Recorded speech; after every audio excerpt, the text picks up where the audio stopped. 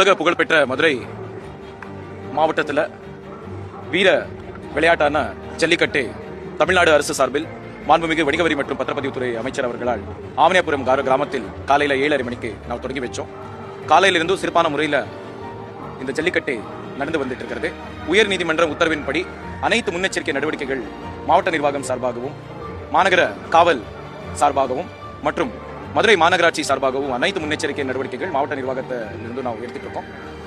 Barricade வசதிகள், காலை உள்ள வரக்கூடிய இடம், வெளியே போகக்கூடிய இடம், அனைத்து இடங்களில் கூட பேரிகேடு வசதிகள் எல்லாமே நாம் ஏற்பாடு பண்ணியிருக்கோம்.